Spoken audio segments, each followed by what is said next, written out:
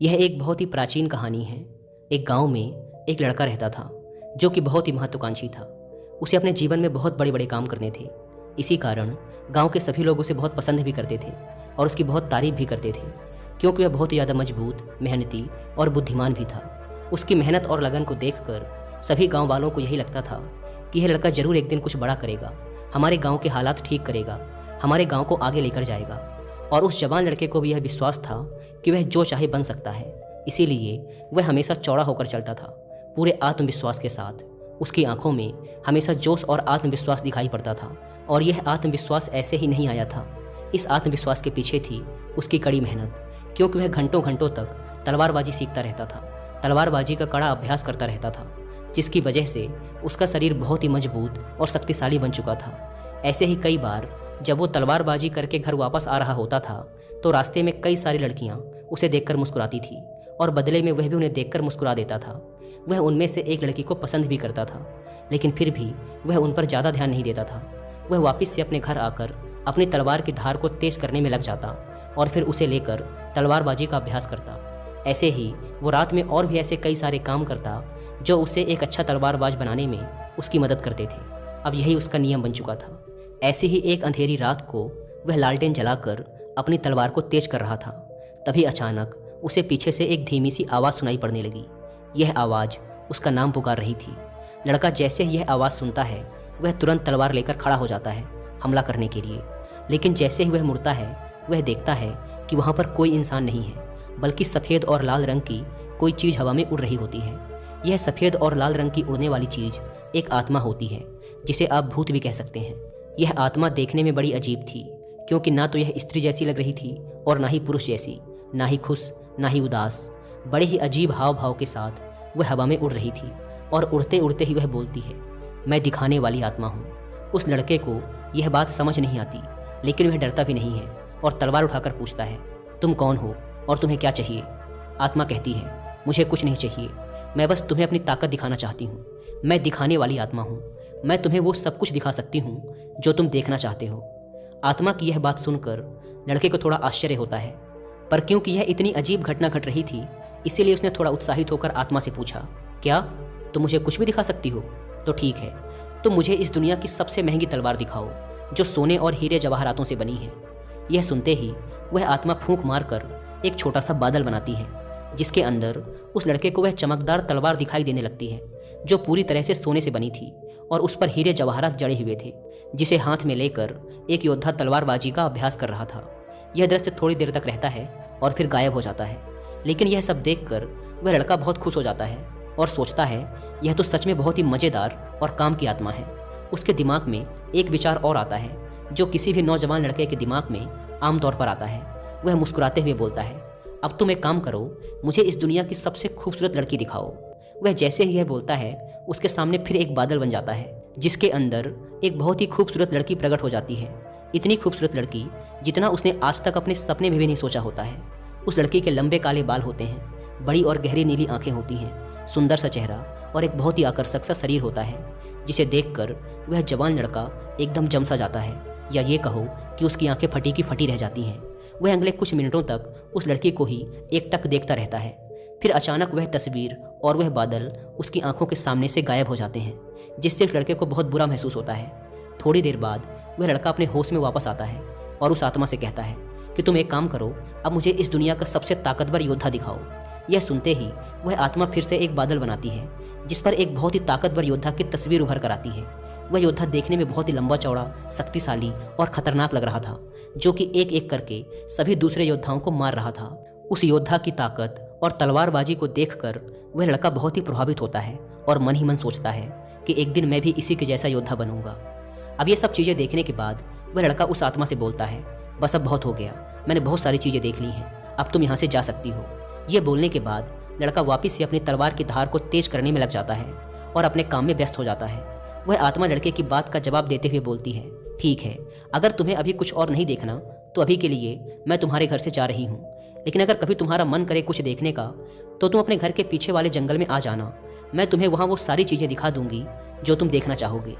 आत्मा की इस बात पर वह जवान लड़का कुछ खास ध्यान नहीं देता और अपनी तलवार को तेज करने के काम में लगा रहता है।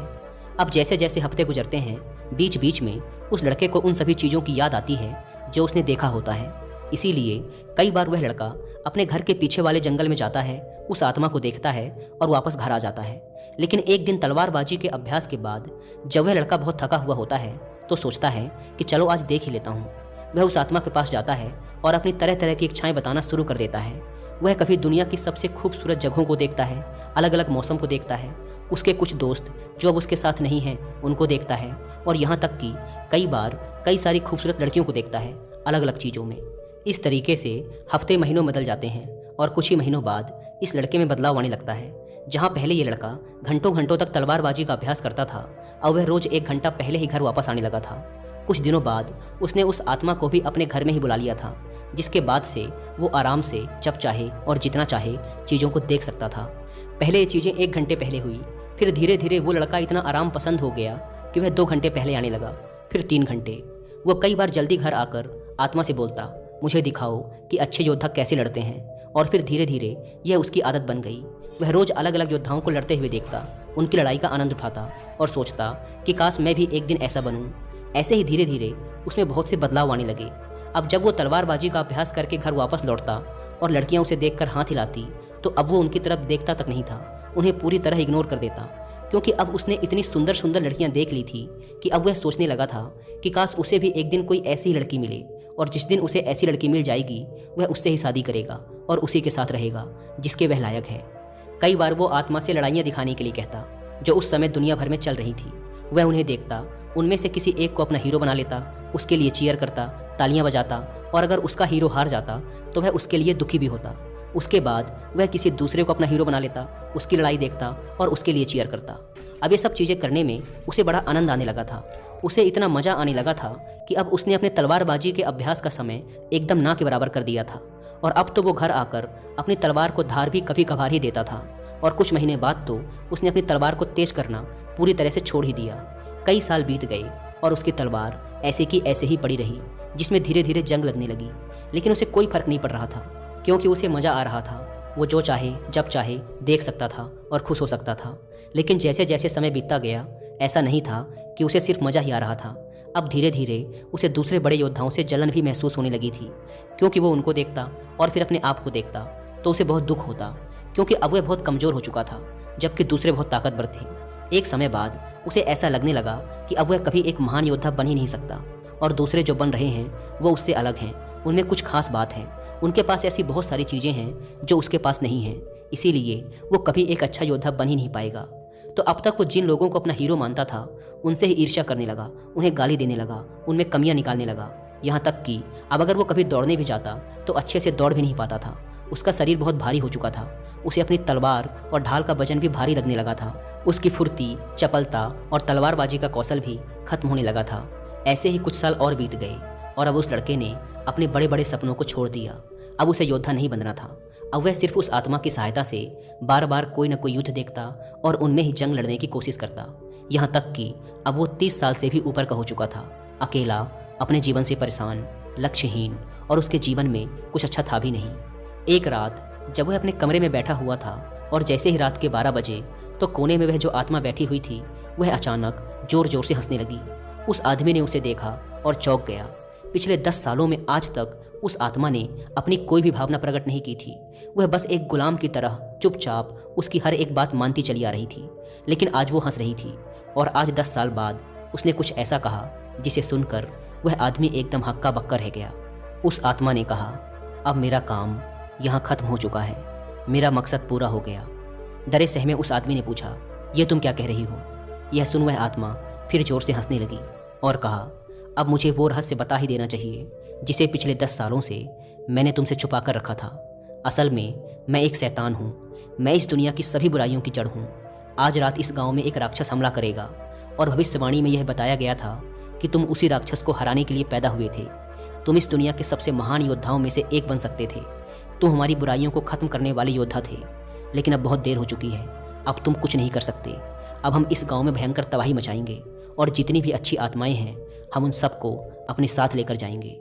ये सब सुनकर उस आदमी के होश उड़ जाते हैं, लेकिन फिर भी चौंका हुआ वह आदमी पूछता है, पर तुमने 10 साल तक इंतजार क्यों किया? तुम तो 10 साल पहले ही मुझे मार सकती थी। तब आत्मा ने कहा, देखो, भविष्यवाणी में यह भी बताया गया था कि तुम्हें इस दुनिया का कोई भी राक्षस, कोई भी शैतान, कोई भी योद्धा हरा नहीं सकता था, और मैं तो बस एक छोटी सी आत्मा हूँ, मैं तो तुम्हें छू भी नहीं सकती थी। लेकिन अगर तुम्हें कोई हरा सकता था तो वो तुम खुद थे। इसीलिए मैंने तुमसे लड़ने की बजाय तुम्हें धीरे धीरे जहर दिया, तुम्हें ऐसी ऐसी फैंटेसी दिखाई, ऐसी ऐसी चीज़ें तुम्हारे साथ करी जिससे तुम अपने लक्ष्य से भटक गए और धीरे धीरे कमज़ोर होते चले गए।